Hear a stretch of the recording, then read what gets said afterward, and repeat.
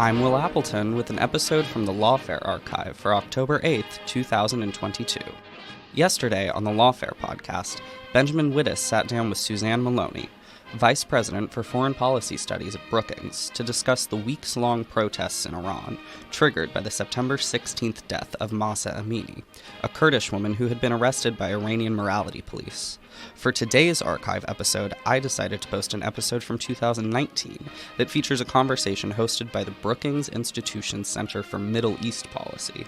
Washington Post columnist David Ignatius sat down with Maloney and the filmmaker and journalist Maziar Bahari. They discussed the 2019 protests in Iran, what the protests could mean for the country and surrounding region, and how the U.S. and international communities should respond.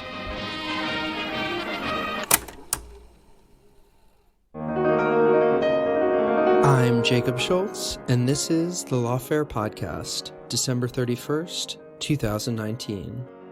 Iran is in turmoil. Protests erupted across the country last month, sparked by the government's decision to triple the price of gasoline. The Iranian government has responded with brute force, imposing a blackout of the internet and deploying security forces to crack down on the streets.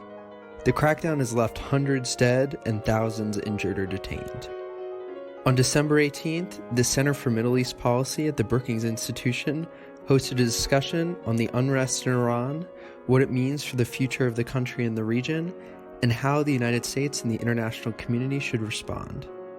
Washington Post columnist David Ignatius led the conversation, which featured Brookings senior fellow Suzanne Maloney, as well as filmmaker and journalist Maziar Bahari, who leads IranWire, a news site which conveys original information from Iran via citizen journalists. It's the Lawfare podcast, episode 491, Upheaval and Repression in Iran. So I want to begin by asking each of our panelists if they would just bring us up to date. Where do things stand now?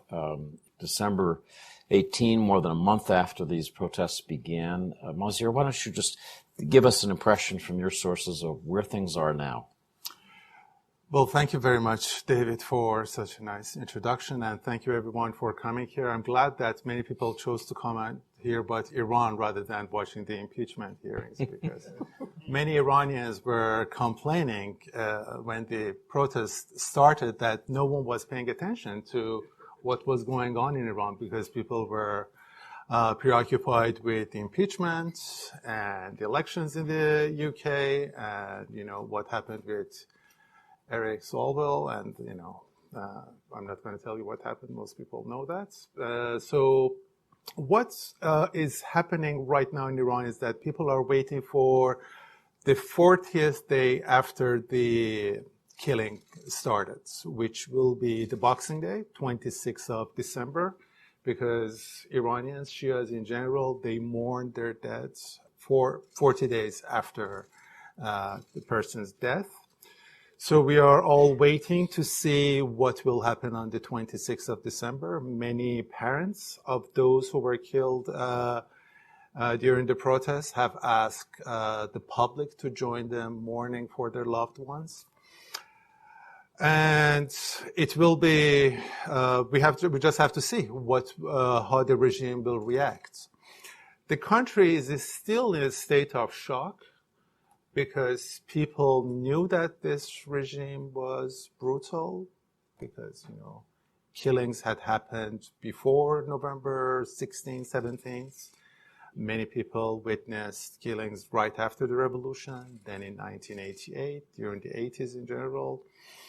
And the regime treated the protests with brutality in early 2018 as well. But the level of violence, the killings, and the brutality with which that they just murdered people, shooting protesters in the hearts, shooting protesters in their heads, is just shocking to people. And as we speak, they are finding new bodies. There are reports that they are finding different bodies from different lakes, dams, rivers across Iran.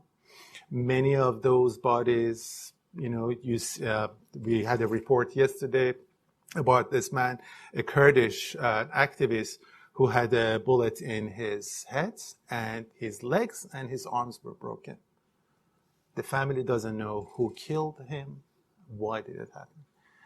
So the country is still in a state of shock, and we're waiting to see what will happen on Boxing Day, 26th of December. And just to follow that up, I'm curious about whether you get reports of continuing protest, or whether we're now in a kind of lull as we wait for the Arba'in, the 40th day response.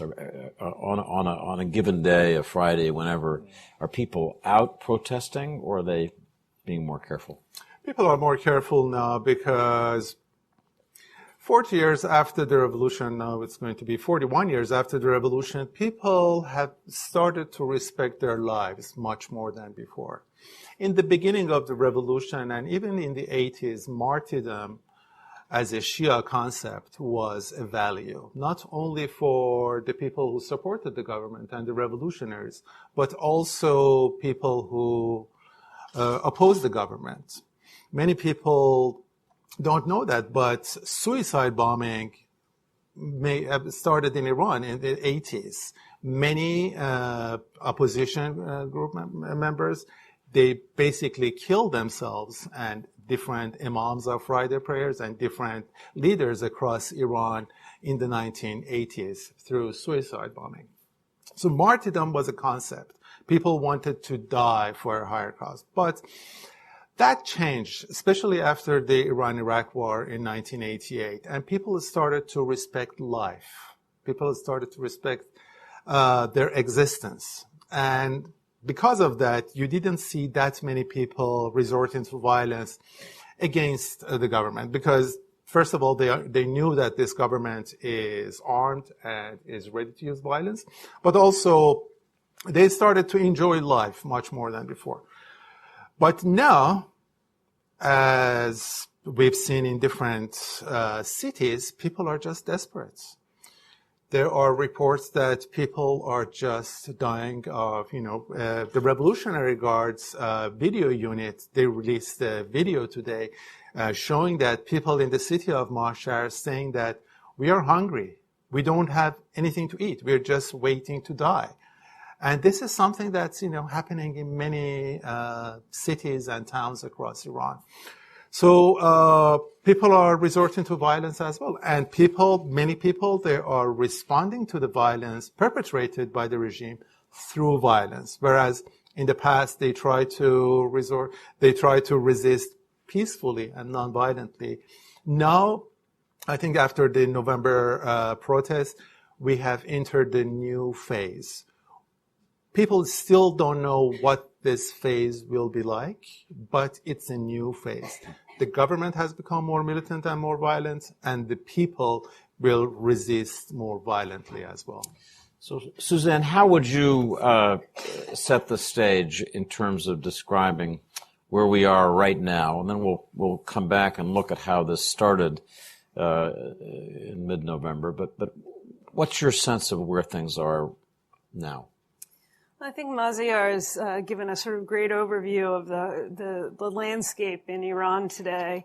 But I think it's also important to understand a bit of the context, which is that, Iran has had a history of protests, of people willing to go to the streets, ready to go to the streets, often over small economic grievances or personalized economic grievances, labor strikes, teachers' unions coming out, people protesting difficulties in the financial situation when banks close. Things like this happen all the time in Iran and have for most of the past 40 years. Even during the toughest times of the Iran-Iraq war, there was still a kind of culture of political mobilization that existed in Iran, and it was within certain bounds. You had to be careful, and you might risk actually being arrested or beaten. And we have seen moments where there have been much larger protests, particularly over political issues, as in 2009 when more than 1 million people came to the streets of Tehran over a period of days. The protests went on for weeks. The unrest and the cries of death to the dictator and Allahu Akbar from the rooftops of buildings were heard for months. People continued to mobilize, and yet we have never seen the degree of violence either used by protesters in a mass way or in terms of the government's response. And I think that's what's so important to understand when Maziar talks about this being a sort of different moment in Iranian history.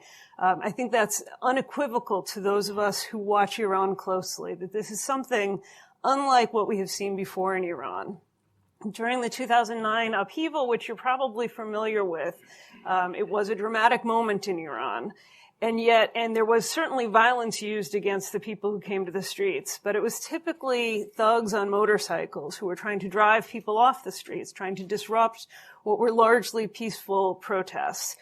The videos that were coming out, even, in a small way while the internet was first shut down by the regime last month, and then in a much more dramatic fashion since the internet has been restored, are like nothing I can imagine. In fact, it is far more similar to what we've seen play out in Iraq with the Shia militias shooting from rooftops, having gunmen on the streets.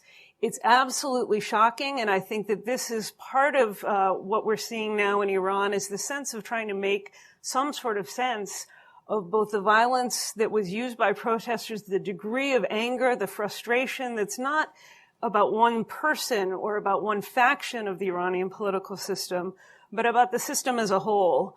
And then the readiness of the security forces to shoot to kill in a way that we haven't seen in a mass basis in cities around the country. So let's turn to the question that's always the mystery with social protest. Why did it happen when it did? And Maziar, just take us to that question. It's November 15. We have an increase in gas. Will you tell the story and then help us make sense of why that led to this extraordinary explosion? Sure.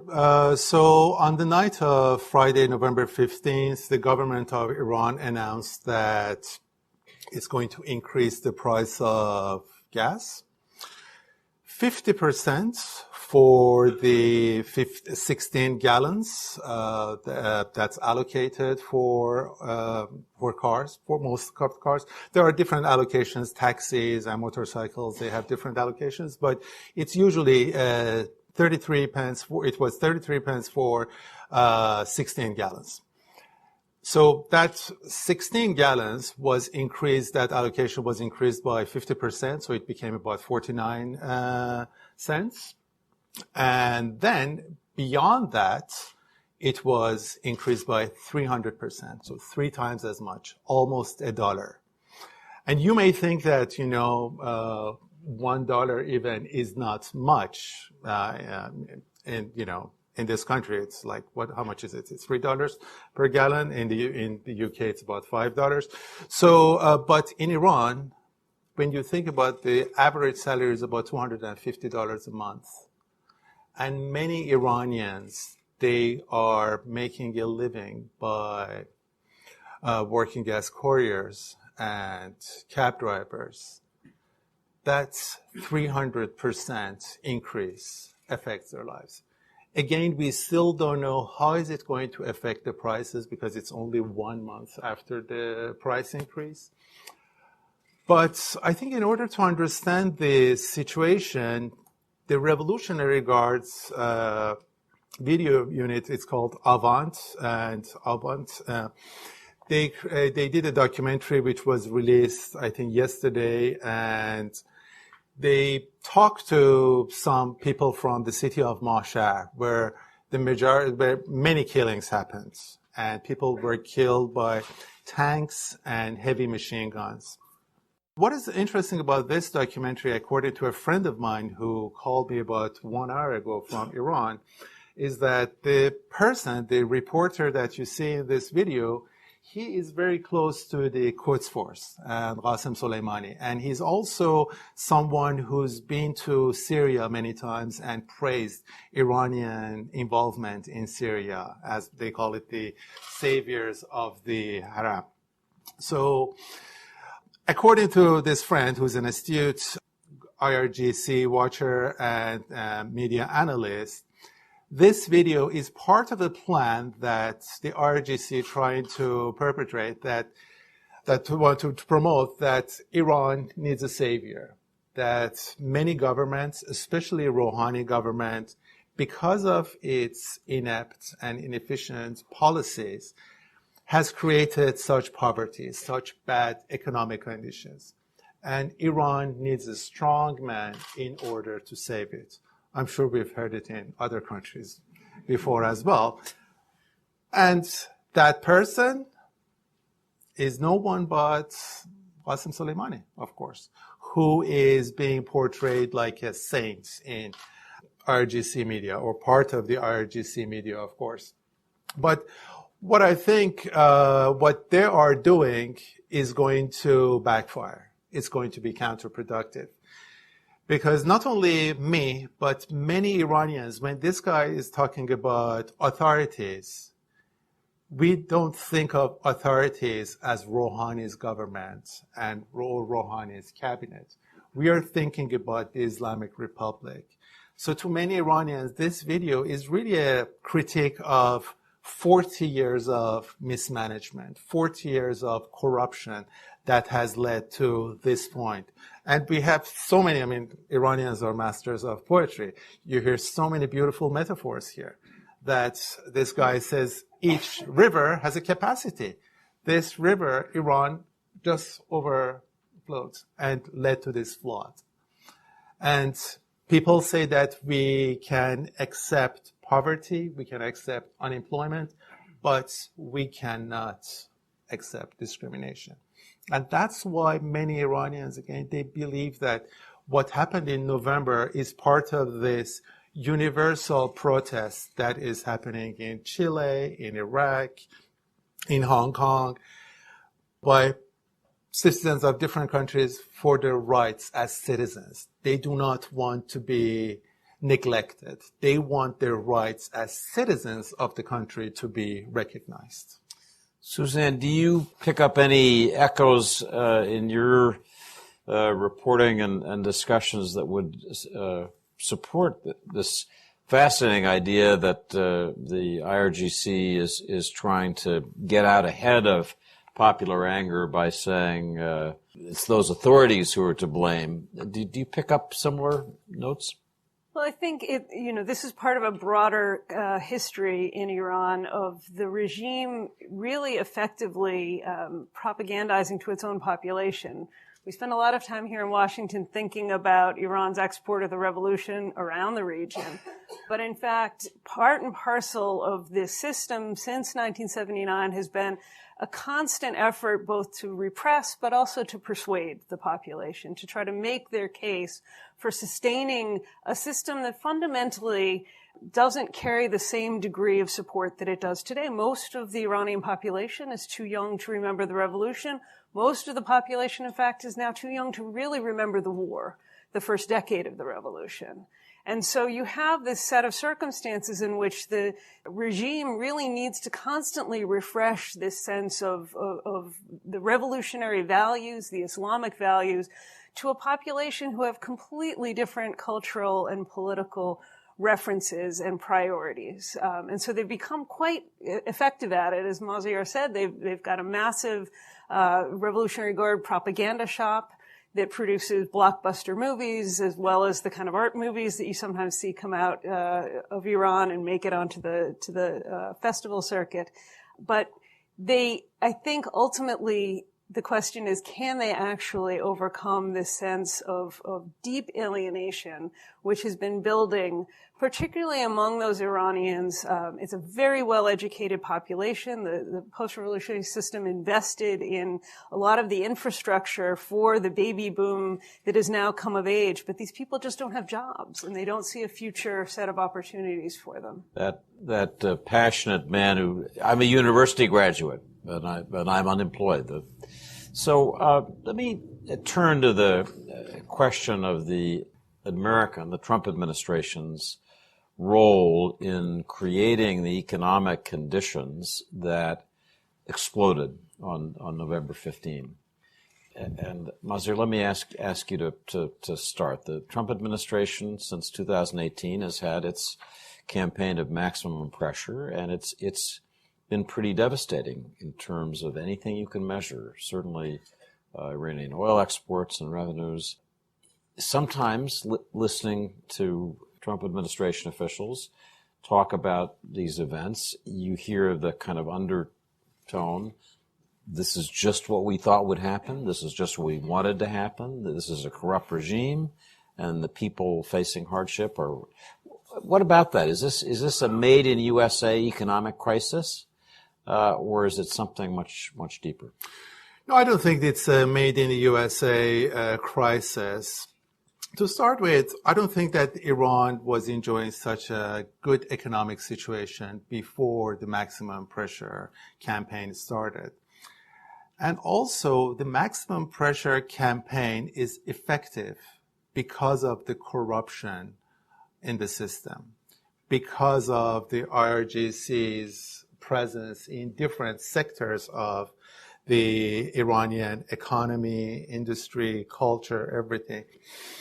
When you think of IRGC and why it was created in the beginning of the revolution, it came from the idea that Iran needed a revolutionary army in order to preserve the system, in order to fight, to be loyal to the revolution. And IRGC, by the way, does not have the word Iran in its name. It's Islamic Revolution's Revolutionary Guards Corps. So there's nothing about Iran in the name. But eventually, IRGC became this hegemon that it has financial institutions, you have universities, you have different industries. So IRGC is really the biggest industrial institution in Iran. It has many banks, it owns many factories, it owns many universities and hospitals. So when the U.S. designated IRGC a foreign terrorist organization, that meant that millions of ordinary Iranians were affected by that designation. So imagine you're working in a bank as an accountant. You're working in a university as a teacher or a janitor. IRGC takes over that university or buys a majority share in that institution. All of a sudden, you become a part of the IRGC and you become a terrorist. And because of that, millions of Iranians are affected by it.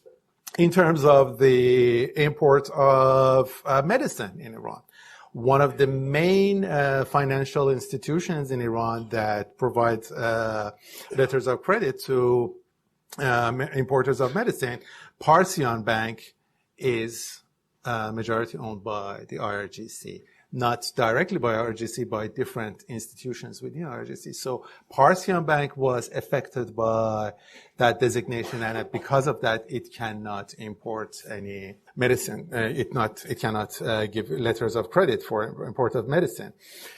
So because of this corruption within the system, because of this omnipresence of IRGC and Bonyads, these foundations that Susan has written a lot about in the Iranian economy, in the Iranian system, this maximum pressure campaign has become really effective. It's not the exact analogy, but I saw you this morning talking about narcos. And I think when you think about these drug lords in different countries, Mexico, in Colombia, they own charities, they own hospitals. And sometimes, the schools run by these drug lords or the hospitals run by drug lords in Colombia or Mexico, they're much better run than the government hospitals and schools. So if that drug lord is arrested or subjected to sanction, that's going to affect that hospital and that university. Similar thing is happening to that. Are not blaming the United States as the architect of their misery, but are blaming the regime, which is precisely what the administration was hoping. It's because independent journalists cannot work in Iran, because we cannot do independent surveys in Iran. I'm not sure how many people blame the U.S., how many people blame the Iranian government. But I don't think that this administration, the U.S. administration, has done a very good job in terms of talking about the sanctions because, for example, medicine and humanitarian goods are exempted from the sanctions. But there are two issues. One is that when you have these sanctions and the sanctions are, news of sanctions are repeated in the media, this makes these financial institutions, HSBC, Barclays, and different banks more conservative. So they don't give letters of credit or they don't help Iranian financial institutions within Iran to import humanitarian goods or medicine. And the American government, people in the Treasury, don't go to these financial institutions and don't explain the situation that, no, this is exempted. For Barclays or HSBC, the most expedient thing to do is just to impose sanctions on everything. Even us, because we have a website called IranWire, we are harassed by the banks. Even though we have no one working in Iran, even though we are very critical of the Iranian government, our bank, Barclays in London and here, PNC, they keep on asking us about our transaction. Why? Because we have Iran in IranWire. Even Justice for Iran, which is a human rights organization fighting against the Iranian government, is harassed because it has Iran in its name. But Iranian government is also using these sanctions in order to cover its inefficiencies and mismanagement and blame the U.S. For all the miseries and problems. Suzanne, how would you assess the American Trump administration maximum pressure campaign in terms of its desired intention to target the IRGC in particular, but regime elements without alienating the population as a whole? How would you assess the effectiveness of that? I think overall, the U.S. strategy has been very effective at compounding the structural economic problems that have existed in Iran really since the earliest days of the revolution, that no government has managed to really make progress on addressing in a consistent and durable fashion over the course of the past 40 years. So as Maziar said, these sanctions have been effective in part because of the dysfunction within the Iranian economy. They've been more effective in creating that economic pain than many here in Washington, particularly those of us who supported the nuclear diplomacy, presumed. I think there was a lot of uncertainty, even here in this town, even by those who supported the administration strategy, about how a go-it-alone approach would work, because the last time we saw this level of economic pressure applied to Iran, it was, in fact, with the consensus and support and additional mechanisms applied by the European Union, a number of governments, including the UK and Japan and elsewhere around the world. And this time it was just the Trump administration, and these measures were imposed really over the objections of all of our partners and allies. And so there was some uncertainty about how companies and firms and individuals would abide by them or not. And we saw very quickly that there was a rush to the exits, in part, again, because of the unappealing environment for foreign trade and business that Iran presents. You don't know who you're dealing with. There's a lot of regulatory hassles. And there's a lot of concern about running afoul of even during the period where the sanctions were lifted after the nuclear deal or suspended. There was a lot of concern about running afoul because you just didn't know precisely who might own the firm that you were dealing with. And so in terms of imposing economic pain, the sanctions have been wildly effective. To the extent that they have driven a strategy, I think that's where we can raise some questions. There is at least some readiness on both sides to engage diplomatically, but because the United States has articulated such a broad-based set of objectives for this maximum pressure strategy, and because it's unclear what, in fact, the Iranians are prepared to give, what we have now done is essentially incentivize the Iranians to begin escalating around the region, escalating in terms of their own non-compliance with the nuclear deal, And I think there's a lot of uncertainty about how that ends, because for the Iranians, there's a lot of urgency to try to get out from under this pressure for a variety of reasons, but largely just for the persistence and existence of the regime. At a certain point, this level of economic hardship among the population, this readiness to go to the streets and protest in a really violent way, is going to be something that's going to be hard to sustain. And so I think the Iranian leadership would like to find some kind of get out of jail free card, but it's not clear how to get that from the Trump administration. And so what they've been doing is to try to galvanize diplomatic urgency around the world by striking out in the region, by beginning to step away from the nuclear deal. And I think we are now in a process where the Iranians are really dictating the timetable on this, which is a bit unfortunate. Let's spend just a little bit more time on that and roll the videotape back to the spring, late April, early May. My sources for the reporting in my column described a change of strategy on the part of the Iranian leadership, who had believed that they could ride out the maximum pressure campaign from the Trump administration, perhaps because Trump would be defeated in November 2020, perhaps because European governments would find some escape hatch. They thought we can ride this out. And in early May, maybe a different judgment was reached. And then we saw the Iranians begin to provoke, trying to create pain for Gulf countries, trying to make it difficult for them to export oil, series of tanker incidents.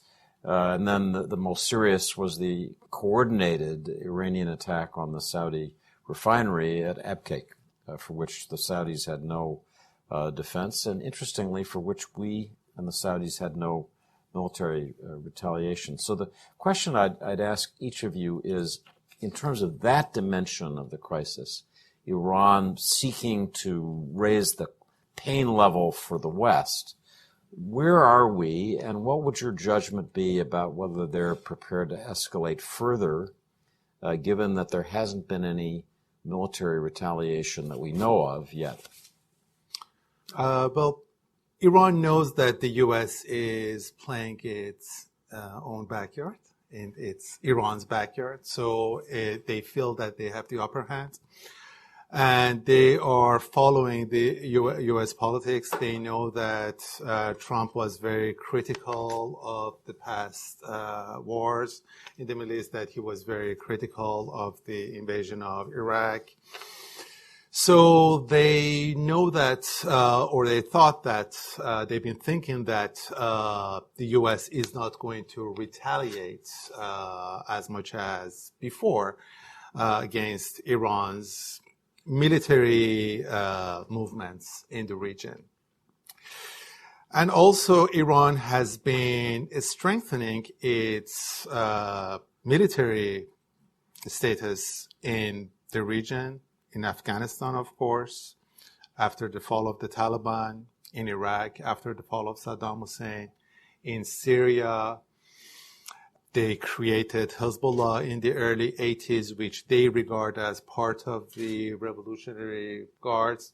And they have the new allies in the Houthis, which this alliance started maybe about 10 years ago or so. And with the rise of ISIS, they know that the U.S. is vulnerable in the region and that the U.S. needs a certain level of cooperation from Iran in order to contain ISIS.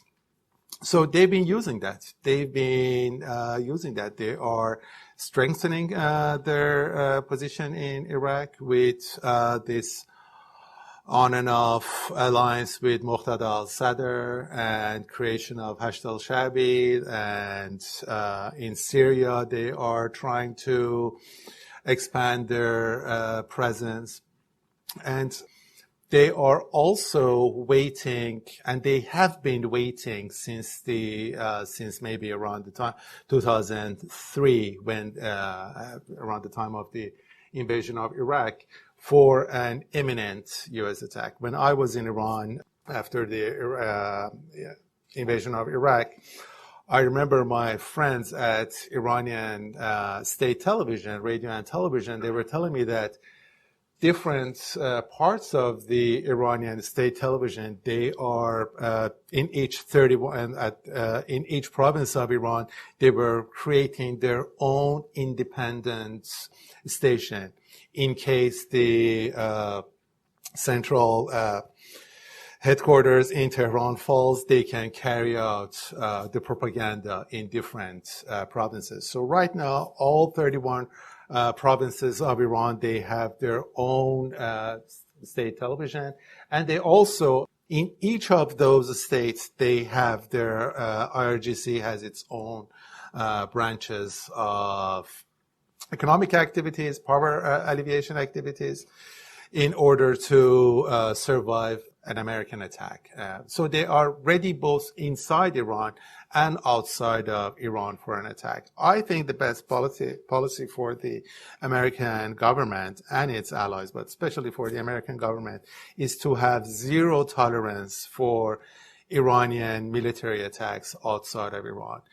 Because if Iranian military intervention in the region is tolerated, then it will embolden the regime inside Iran. And that in turn will lead to more human rights abuses, more brutality by the regime.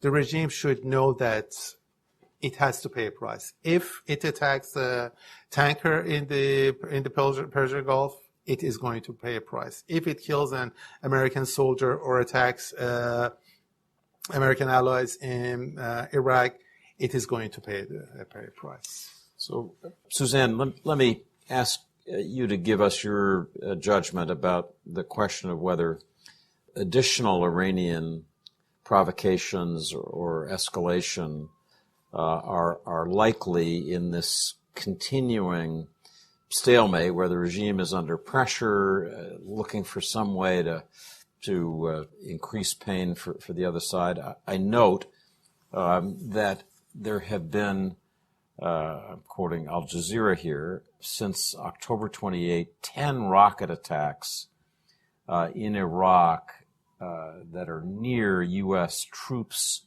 or facilities, and that Secretary of Defense Esper said on Monday, after one of these attacks, that he was concerned about the optics of strikes from presumably Iranian proxies that were near U.S. personnel or material.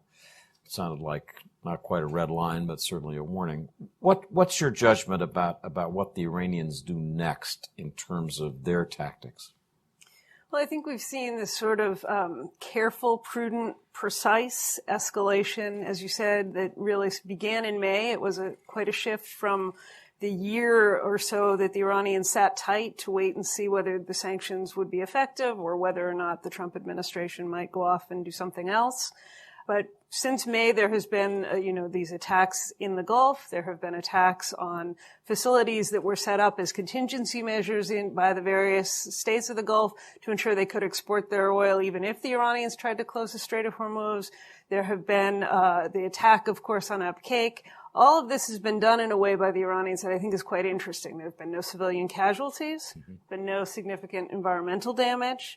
There has been no damage to the economic facilities. It hasn't been relatively easily repairable, and that even includes Upkeak, which clearly they could have razed the entire compound, which would have knocked out significant volumes of oil from global markets for a long time. But what they chose to do was to pinprick attack a number of facilities in a way that the Saudis could repair, but could also understand that the Iranians had the ability to carry out a highly sophisticated attack.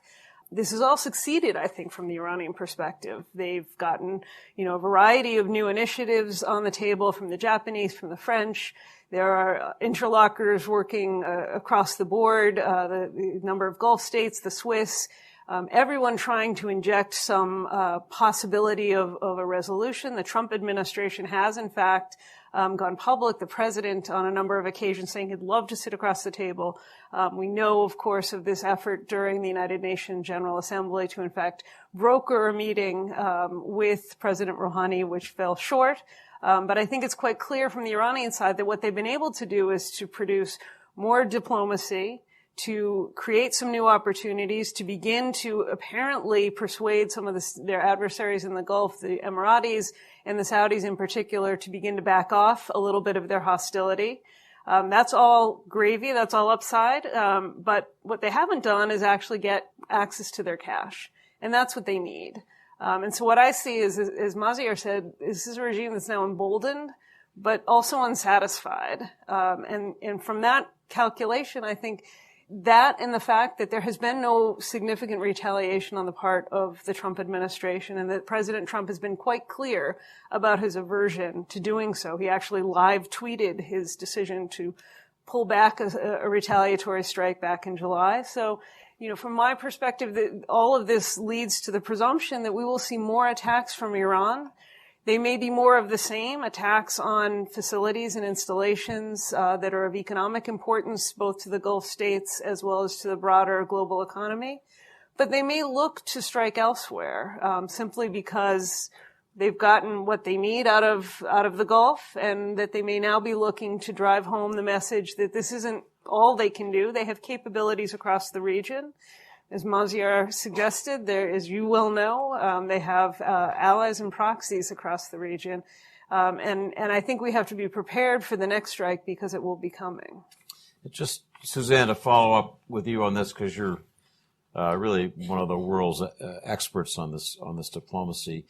Is there any formula that you can imagine being viable that through the Europeans, presumably, would satisfy Iran's desire to have cash, have some liquidity, and in that sense, economic relief that the Trump administration could describe as holding fast or success? There's no way that in an election year, Donald Trump is either A, going to go to war, in my judgment, or B, appear to be conceding to Iranian demands. So is there something that you can see or hear whispers about that might satisfy those conditions? I don't think we've quite found the right formula, but I think, something that looked like the interim nuclear deal, the joint plan of action, which isn't permanent, which doesn't provide the Iranians with full-fledged access to all of their cash, but at least provides some opening for negotiations, could be tolerable from at least some within the administration. Certainly would be appealing from the Iranian point of view. The difficulty is that the most ardent advocate of diplomacy in Washington, or at least within this administration, is the president himself. And the president himself doesn't care about the details. What he cares about is the opportunity to grandstand at a photo op. And I think that's the one thing we can almost ensure that the Iranians won't give. Because really, we have now waited 40 years. It's been 40 years since an Iranian at a leadership level, above foreign minister level, has met with an American counterpart. That meeting was with the then provisional prime minister, Mehdi Bazargan, who met with the national security advisors, Vig Brzezinski, in Algiers in October of 1979, and we all know what happened a couple of weeks later. It was part of the precipitant for the seizure of the U.S. Embassy. That memory lives long, the aversion to kind of legitimizing, just as we talk here in Washington about not wanting to legitimize the regime, they have their own sort of need to avoid that kind of direct face-to-face contact. And it would be, I think, a historic concession on the part of the Iranians, and they would be looking for a historic return for making such a concession. And I think the president has no incentive to do that in an election year. He can go to his base and say that he's done what he promised to do, which was walk away from the deal, impose pressure on Iran. It's had absolutely no blowback on the U.S. economy. And so, he doesn't really need to do anything until and unless there's the threat of a war. And I think that's, again, why we're likely to see the Iranians push the envelope, because they recognize that's the one thing that this administration is sensitive to. And it's not going to be acceptable to Khamenei either, because Khamenei is 80 now, and he's thinking about, like any other aging leader, he's thinking about his legacy. As you remember, François Mitterrand in France, he built those pyramids outside of Louvre, and, he invested in TGV, and Khamenei is also thinking about his legacy, and his legacy he doesn't want his legacy to be taking picture with Trump. So he is thinking about... also doesn't want it to be a country in flames. I think if Khamenei had a choice between unfortunately, if he had a choice between taking picture with Trump or a country in flames, he would choose a country in flames. Because for him, the optics is much more important than the reality. And unfortunately, this government has proven time and again that it does not respect the lives of its citizens. While Khamenei is like any other leader again, does not want to kill his citizens. He doesn't want the citizens to be miserable, But when push comes to shove and it's a choice between his survival or people living miserably getting killed, of course he chooses people living miserably. So that sets up my last question before we turn to the audience. And that is, it's often said by Iran observers that in the end, the fundamental breakthrough that we're talking about that would normalize this relationship, would provide a reliable check against Iran's nuclear program, really isn't conceivable while Khamenei is alive. So people then argue that the center of wise policy for the United States should be to prepare for the post-Khamenei transition. And let me just ask each of you to think a little bit about that out loud with us. What would sensible policies be? What are the pressure points and competing political dynamics going to be in Iran as people move towards this moment of change? Maziar? Do you mean for the American administration? Yes. In other words, just thinking now about first, what do you see happening in Iran as we move toward that point? And then, given that, what's good policy for the U.S.? It is very difficult to know what is going to happen in Iran because many regime supporters and many regime apologists, they are talking about Syrianization of Iran, meaning that if this regime falls, Iran will become a failed state like Syria. But at the same time, what we see in Iran is that this government, especially that's what happened during the protests, that this government as a whole, I'm trying not to use the word regime because it's a very simple way of putting everything together and saying that this the Iranian government establishment is a monolith. It is not a monolith. There are many different groups within the regime, but they call themselves regime, nizam, so it is a regime. So this regime as a whole, whether they are reformists, whether they are conservatives, whether they're pragmatists, what we've seen during the November 2019 protests is that the regime, different parts of the regime come together and they're trying to protect the regime as a whole. So the IRGC kills a certain group of people in different parts of Iran. The Ministry of Intelligence, which is run by President Rouhani, who is supposedly a pragmatist, is arresting a number of activists, students, and putting pressure on different political groups. And the reformists are cheering for them, and except for a few of them, they are quite silent about what is happening in Iran. So with that scenario, it is very difficult to know what will happen if Khamenei dies tomorrow, next year, whenever. For many people within the IRGC, Khamenei is the last supreme leader.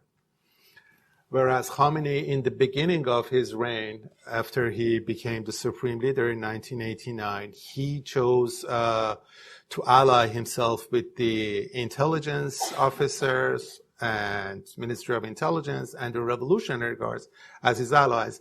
Right now, he sees his survival in being an ally of them. So they are really running the show. Khamenei is somehow listening to them as much as they are listening to him. So after his demise, maybe there will be Revolutionary Guards. They try to overtake the government and create a military regime, and we'll see that most probably the next speaker of the Iranian parliament will be a former Revolutionary Guards commander, Ghalibaf, who was the mayor of Tehran.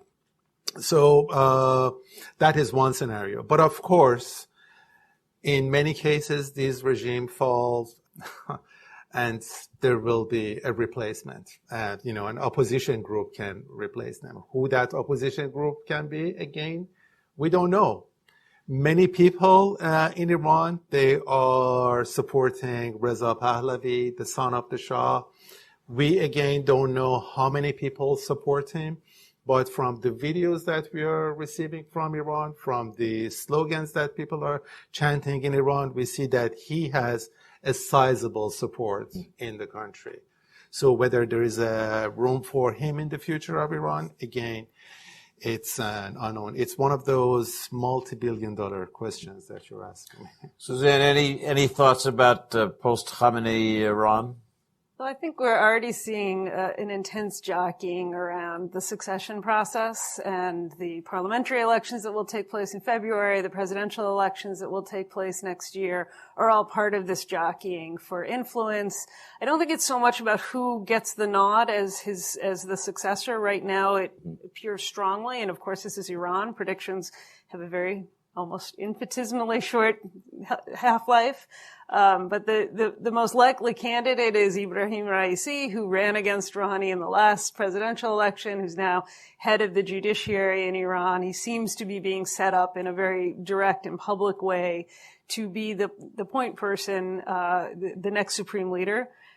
But of course, as important as the supreme leader is, everyone who surrounds him, the making of the supreme leader, the structure of his office, his control of the system is equally important. There were massive changes that went into the preparation and then the aftermath of Khamenei's succession. The only time this has ever been done in 1989. And I expect that there already is quite a bit of kind of maneuvering around who would be in the position to influence the shape of the post-Khamenei order. And I think that it's no longer just about the who. I actually wrote this months ago, back in February. It's very much about the what. How does this happen? What does it look like? The Islamic Republic post-1989 in structural ways is quite different than the way that the system was run by Khomeini, the original supreme leader. And I think we have to assume there will be significant differences that come over time. And more importantly, this is just a political moment of opportunity for entrepreneurs within the system, for people on the street, for whomever it is that has been helping to galvanize what's happening in terms of popular frustration. And this is a population that is literate, connected, twice as many SIM cards as citizens in Iran the last time I looked at the statistics. People are engaged and knowledgeable, and they've had a lot of experience with political competition within very narrow bounds, and they're interested in expanding those bounds. I think the United States will have almost no direct or constructive role to play.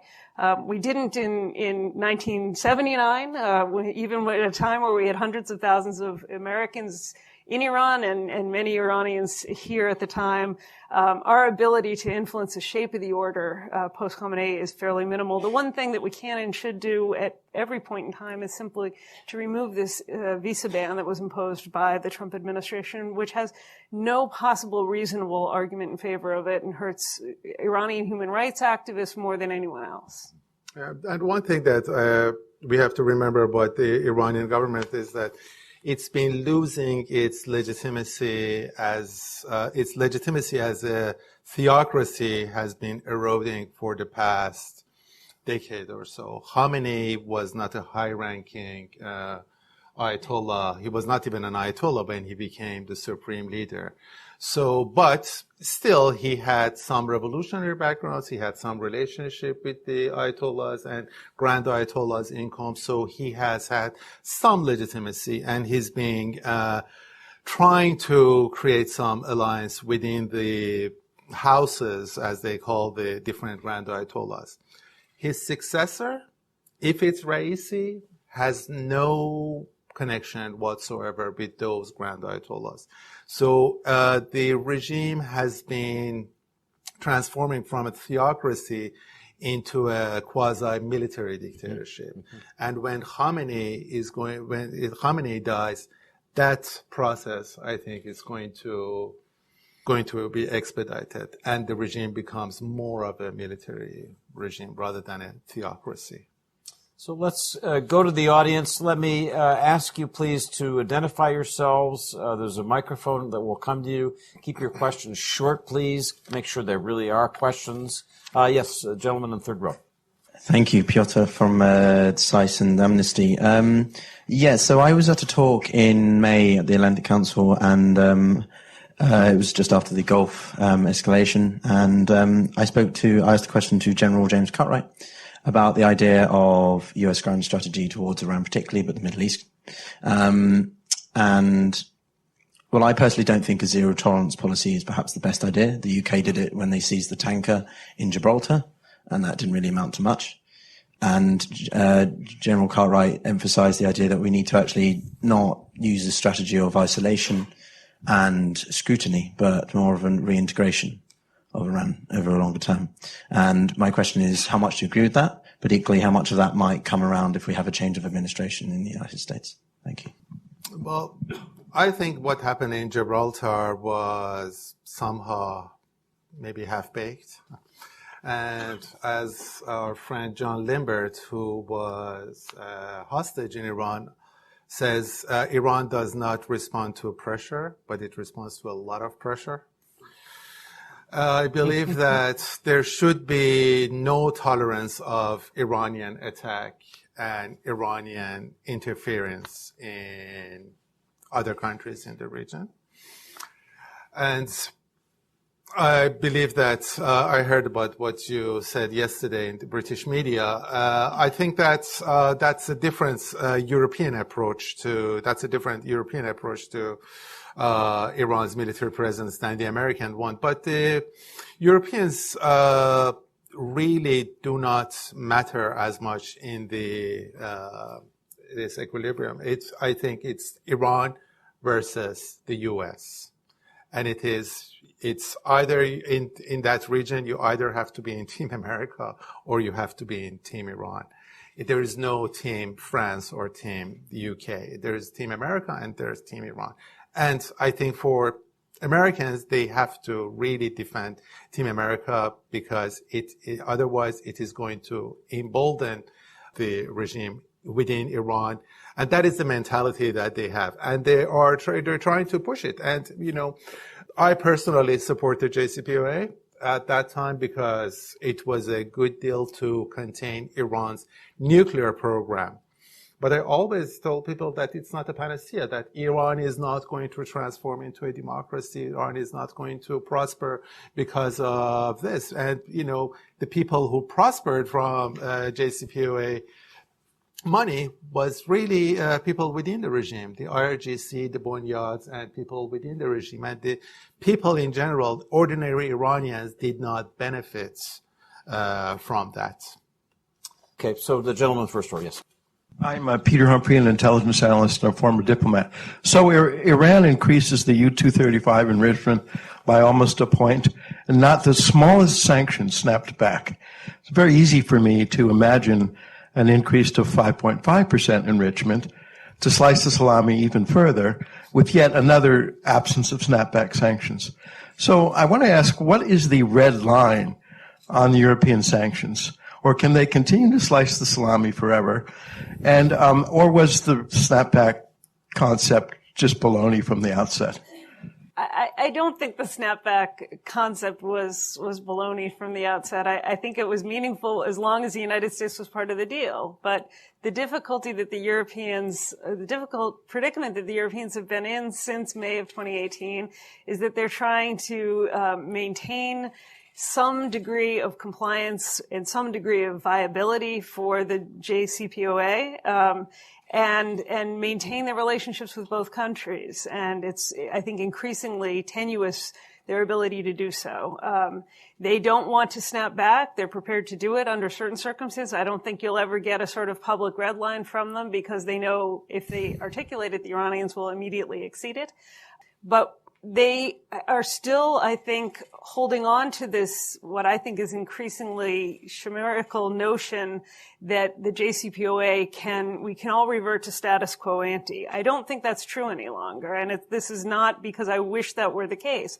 I wish it were not the case. I wish, in fact, that we at least had that intact as a mechanism for containing Iran's nuclear activities so that we could address all the other issues. But unfortunately, I think even if we see a Democrat elected here in Washington, one of the many who has pledged to revert to the JCPOA come January 2021, we won't have that happen because we will have all these other issues of Iran's activities around the region and because the Iranians will have begun to slice so far at their own obligation, away from their own obligations, that the deal itself will be meaningless. We will have to start a new negotiation with the Iranians at that time to get to a bigger, better deal, one that perhaps addresses some of the deficiencies of the JCPOA, one that at least has a nod to some of the other issues, the regional concerns, which were part of the fuel for the fire against the JCPOA in this country. I think we have a very large and difficult diplomatic burden to bear, even if there is a president who is willing to undertake it. And we've done almost none of the prep work for that whatsoever. It is a shocking dereliction on the part of the United States, both people in and out of government, but also on the part of the Europeans, because they have invested so much in this nuclear agreement, and they can't begin to walk away from the idea, they can't begin to conceptualize the sense that that investment is essentially a sunk cost, and they're going to have to find a new vehicle for addressing the concerns about Iran. Fascinating. The gentleman in the fourth row, and then Sir back there in the second last row. Thank you. George Abed, the Institute of International Finance. I have a question on the militias that have been set up by Iran in neighboring countries, and which are, by the way, at the center of concern for the U.S. administration and potentially for the stability of the region as a whole. It turns out that not only has the so-called revolutionary regime in Iran oppressed its own citizens, but also in the recent uprising in Lebanon and in Iraq, the militia that have been set up by Iran sided with the corrupt regimes against actually many of their own people, their own Shiites who are demonstrating. And this was reflected in the chants against Iran in Iraq itself and the burning of the consulate in Najaf, I believe. Now, my question is, what would be the reaction of Qasem Soleimani and the IGRC to this kind of demise of their so-called image as a revolutionary force to becoming an oppressive force? Will they double down on their investment in Hezbollah and the Shiites, Hajj al-Shabi in Iraq and in Syria, or will they begin to withdraw and focus on Iran itself? Well, I think we have to differentiate between different militias, different groups that have been set up by Iran. Hezbollah is different from Hajj al-Shabi. Hajj al-Shabi is different from Iran's alliance with the Badr Brigade or with Muqtada al-Sadr. So these are all very different concepts. They have different organizations. With Hezbollah, particularly, Iran, I think, emulated what the Israelis have been doing for many years, since when Ben-Gurion was talking about the periphery countries, that we have to have alliances with the periphery countries that are next to our enemies, hence friendship with Iran, Ethiopia, etc. Iran has been trying to push the war away from its borders. and created Hezbollah on the border of Israel. And Hezbollah is not, it's a new organization, but the members of Hezbollah and the leadership of Hezbollah, they've had decades of relationship with people, with Ayatollahs in Iran, with different authorities in Iran. So with Hezbollah, it's very difficult to see that Iran changes its position and it's going to support Hezbollah. Hezbollah is doing very similar things to people within Hezbollah territories that the Iranian government is doing in Iran. We sent a reporter to Beirut recently, and I know that David, you've been to Beirut recently, and our reporter was saying that people in Hezbollah territories, they do not have access to media outside of Hezbollah. Hezbollah is jamming transmission of television channels from other channels. Hezbollah is blocking different sites within those areas. So one part of the civil rights activists in Beirut is to get the right information to people within those Hezbollah territories. In terms of Hashd al-Sha'bi and in terms of what is happening in Iraq is that they've been supporting a very corrupt, unaccountable government from the beginning. And as this gentleman said in the video that, when the river has a capacity and the river can overflow, and what we saw in Najaf and what we saw in Karbala and in Nasiriyah was that flood that was caused by supporting a very small clique of Iranian allies since 2003, 2004. And I don't know whether the U.S. allies, Ayat Alawi and others, or Ahmad Chalabi would be much cleaner and more accountable than the people who are in power in Iraq right now. But these people, they have proven to be as corrupt as they can get. And because of that, I think people are manifesting part of their anger, at least, projecting part of their anger against Iran. In Iran does not have, except for the Badr Brigade and part of the Badr Brigade, does not have a real allegiance to one group or another. And as you can see with Muqtada al-Sadr sometimes comes to Iran and sits right next to Khamenei. Sometimes he insults Iran when he goes back to Iraq. He's very critical of the Iranian regime. And Muqtada al-Sadr's family traditionally have been very much against Iran's main ally, the Hakim family in Iraq. So that is different. Sorry, my answers are just adding more complexity. Oh, they're great. The confusion to the situation. It's not unfortunately, it's not a very, it's like, explaining soap operas to people that, who is sleeping with who is married to who is the, who is the, son of an incest or whatever. It is like that in Iran. Yeah. The nicest thing that was ever said about Middle East analysis. So the gentleman next to the last row. Stanley Kober, following up on that, the Israeli defense minister has just said, quote, Syria is becoming Iran's Vietnam. We will increase the pressure. In 1967, Israel struck first. Worked really well. If that were to happen again, what would be the consequences? How do you think that would play out? Suzanne? The Israelis have been striking Iranian positions in Syria for several years with, I think, considerable effect. We've seen possible Israeli strikes in other countries as well.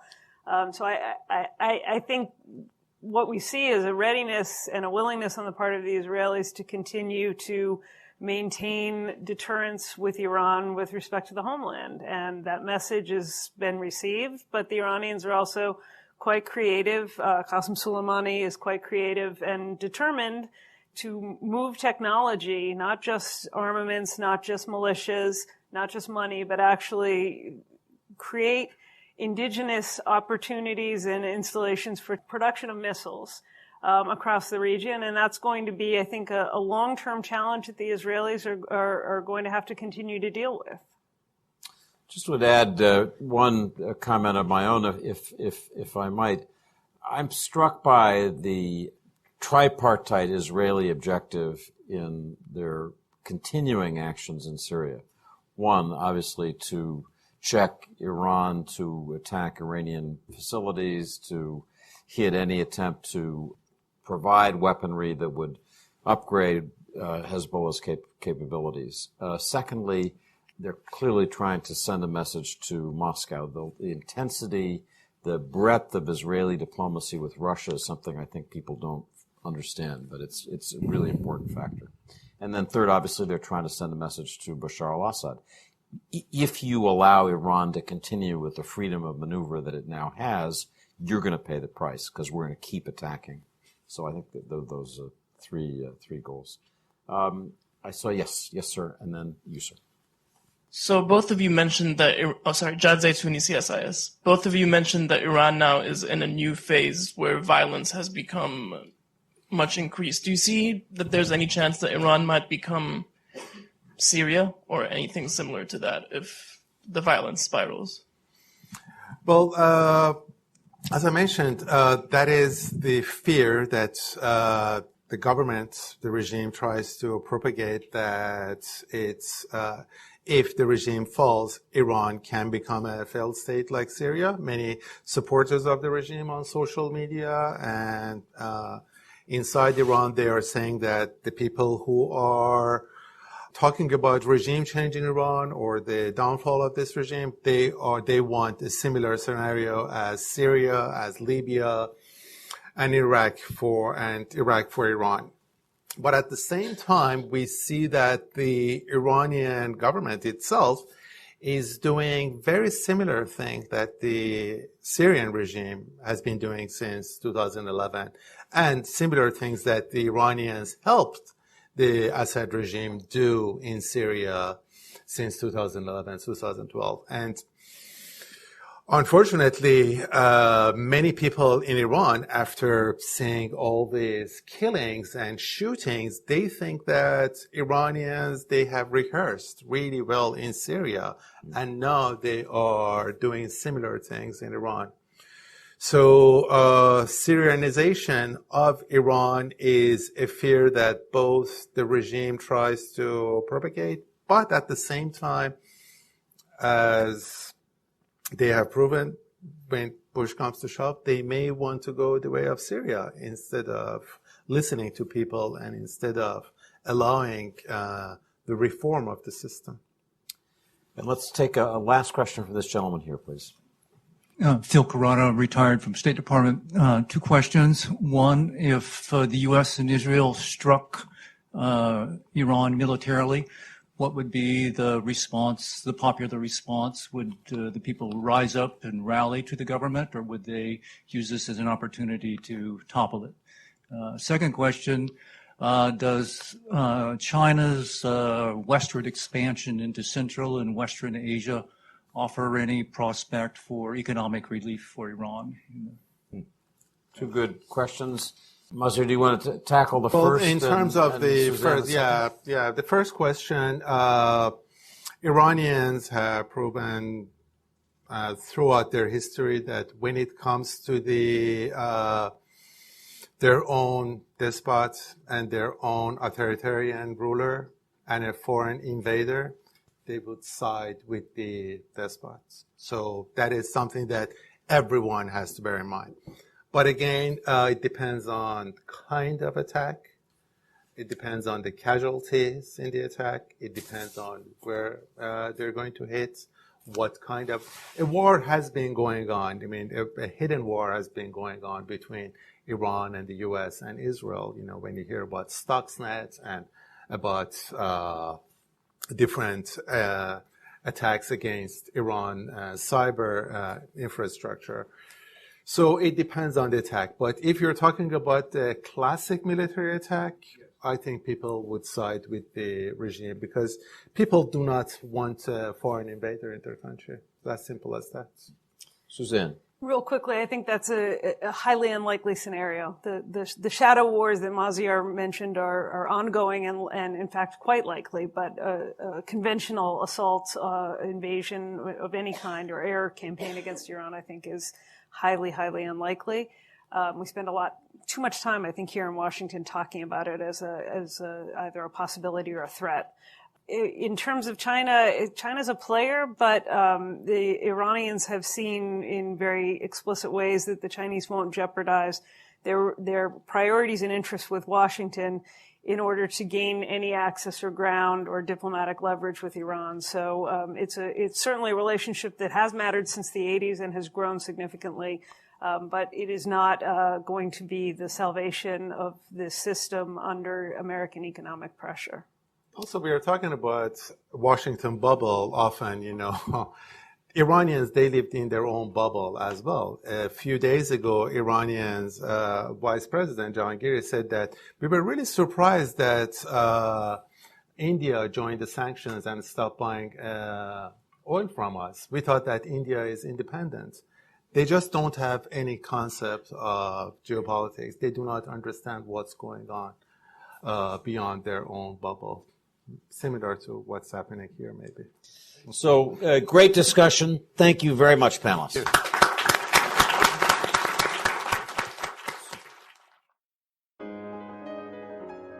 The Lawfare podcast is produced in cooperation with the Brookings Institution. Thanks this week to Brookings for hosting the panel, and to Suzanne Maloney, David Ignatius, and Maziar Bahari. Please share the Lawfare podcast and give us a 5-star review on iTunes or wherever you get your podcasts. Go to thelawfarestore.com for brand new Lawfare pens, lanyards, t-shirts, socks, and much more. The podcast is edited by Jen Patiahau, and our music is performed by Sophia Yan. As always, thank you for listening.